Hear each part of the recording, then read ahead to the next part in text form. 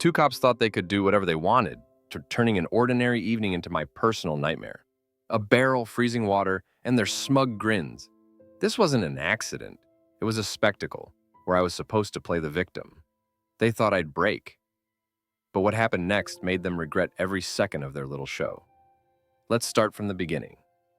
You know, small towns have this strange vibe. Like everyone knows everyone. But they don't really know you. It's not cozy. It's more like being trapped in a giant fishbowl. You're the fish, and everyone's watching, waiting for you to mess up. That's exactly the kind of place I found myself in.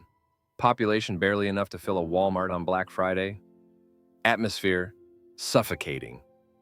It was one of those evenings where the air felt heavy, like even the sky had enough of this place. I was walking back to my temporary apartment after meeting a contact. My name's Cynthia, by the way, just another face blending in when it suits me. But blending in wasn't on the menu tonight. I had this feeling like a sixth sense that I was being watched. And guess what? I was right. The sound of tires rolling up behind me wasn't exactly subtle. It was a police car, creeping along as if it was out hunting. Two cops sat inside, their faces lit up by the dashboard glow. They looked like they had just stepped out of a cliché cop drama, one chewing gum obnoxiously, the other tapping the wheel like he was the king of the world. "Hey, Missy," one of them called out, his voice dripping with mockery. "What are you doing out here at this hour? Got somewhere you're supposed to be?" My stomach dropped, but I kept my cool. Rule number 1, don't show fear. "Just heading home," I said, keeping my tone as neutral as possible. "Home?" The driver, a guy who looked like he lived on donuts and bad decisions, leaned out of the window. "You sure about that? You look out of place." Translation: I didn't fit their small-town mold, but I wasn't about to play their game. "Yeah, pretty sure I know where I live," I shot back, keeping my steps steady.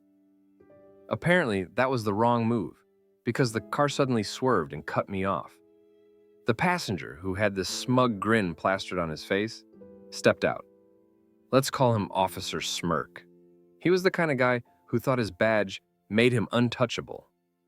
"We need to see some ID," he said, crossing his arms like he had just caught me committing a felony for existing. "Is there a problem, officer?" I asked, my voice sharper now. I wasn't going to hand over anything without a reason. "You tell me," he replied, taking a step closer. "You're walking alone at night, acting all suspicious. That's enough of a reason."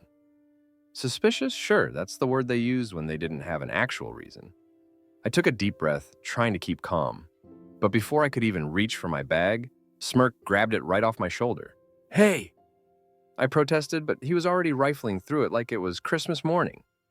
The driver, who I mentally nicknamed Officer Donut, got out too, slamming the car door like he wanted everyone in a 5-mile radius to hear. "You got something to hide?" he asked, circling me like I was some kind of wild animal. "No, but you seem to," I said, my patience hanging by a thread. "Is this how you treat everyone, or just the ones you feel like picking on?" That struck a nerve. Donut's grin faded, replaced by something darker. He nodded toward the trunk of their car. "Let's teach her some respect." My heart pounded as Smirk grabbed my arm and started dragging me toward the vehicle. "You're gonna love this," he said, his tone as casual as if we were heading to a barbecue. And then I saw it. The banged-up, rusty barrel sitting in the middle of a desolate lot. It reeked of something foul, and I knew this wasn't going to end well.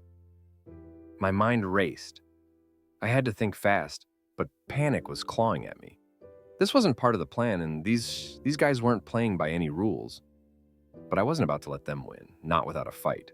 So there I was, being dragged like I'd just lost some twisted game I didn't even know I was playing. My brain was doing backflips, trying to piece together how I'd gone from a quiet walk home to starring in a live episode of What's the Worst That Could Happen. The lot was empty, except for that barrel. Let me tell you, it didn't look like it was waiting to win any beauty contests, rusty, dented, and leaking what I could only describe as liquid regret. The air smelled of damp metal and bad intentions. "Let's speed this up," Officer Donut barked, clapping his hands together like he was hyping up a team before a big play. "Time to show you how things work around here." I glanced around, hoping to spot a witness or even a stray dog, anything that might shift the odds in my favor. Nope, just me, These two wannabe villains, and a whole lot of trouble. Smirk shoved me closer to the barrel. "Get in," he said, as casually as if he were offering me a seat at a dinner table. I blinked at him, trying to process the sheer audacity. "Excuse me?" My voice was sharper than I intended, but seriously, get in? Who even says that? "You heard him," Donut chimed in, his grin wide enough to rival a Cheshire cat. "Unless you'd rather see what else we've got planned."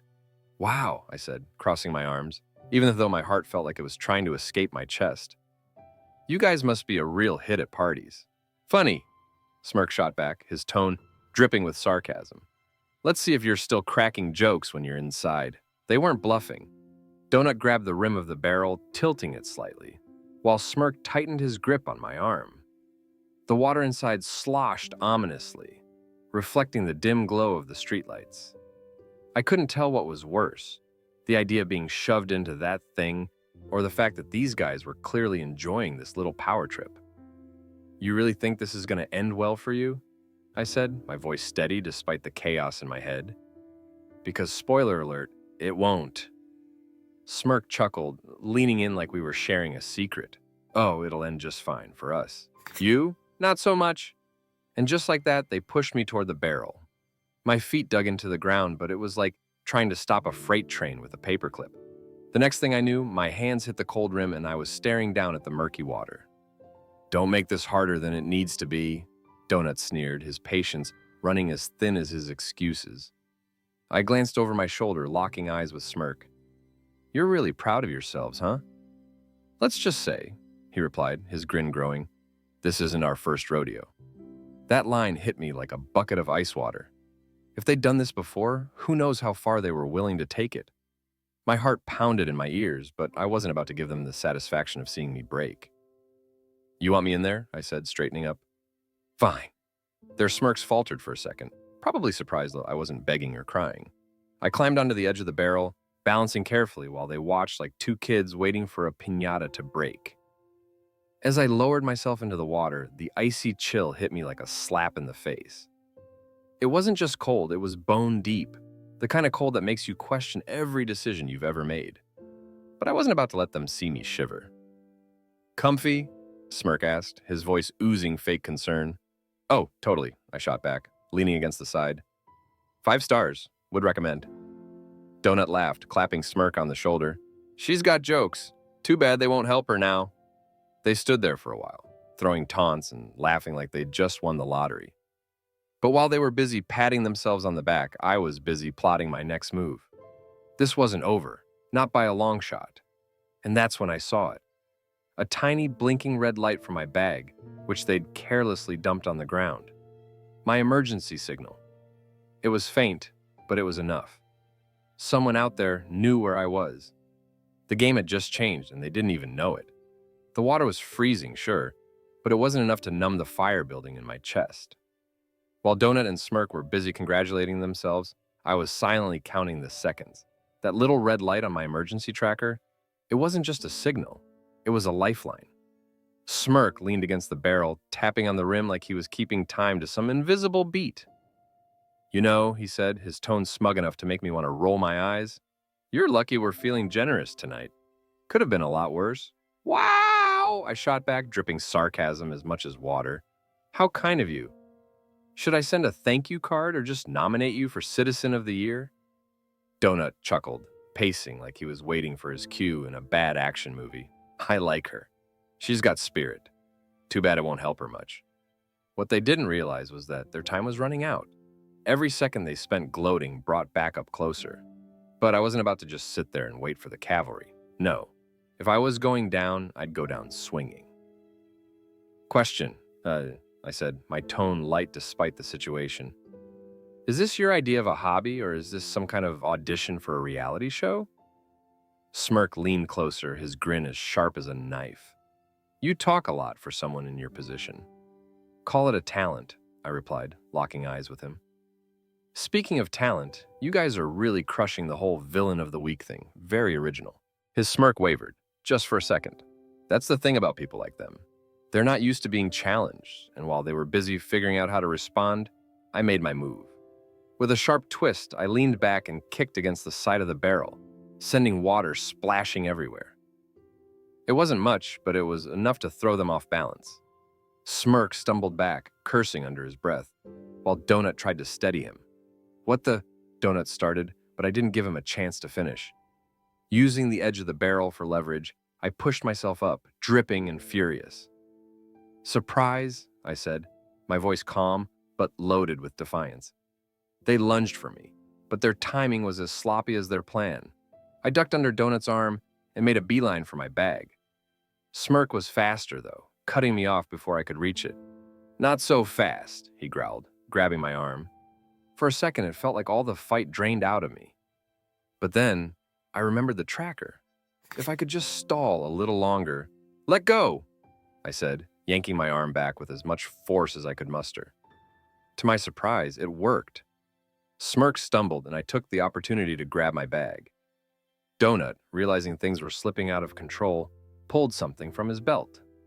I didn't wait to find out what.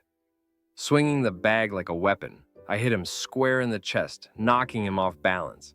The look on his face was priceless, and half shock, half disbelief. "Not so fun when the tables turn, huh?" I said, adrenaline pumping. Before they could regroup, the sound of tires screeching cut through the night. Bright headlights flooded the lot, and a wave of relief washed over me. Backup had arrived. A team of agents spilled out of the vehicles, weapons drawn and voices commanding. Donut and Smirk froze, their confidence evaporating faster than a puddle on a summer day. "You two are done," I said, stepping back as the agents closed in. The next few minutes were a blur of shouts and chaos as the agents secured the scene. Smirk and Donut were cuffed, their faces pale as the reality of the situation sank in. One of the agents approached me, his expression a mix of concern and respect. "You okay, Williams?" "Never better," I replied, though my soaked clothes and shaking hands probably said otherwise. "These guys thought they were untouchable. Guess they were wrong." As they were loaded into the back of a patrol car, oh, the irony, I couldn't help but feel a sense of satisfaction. Justice might not always come quickly, but when it does, it's worth the wait. The lot was quiet again, except for the hum of engines and murmurs of the agents wrapping things up. I stood there for a moment, letting the weight of it all sink in.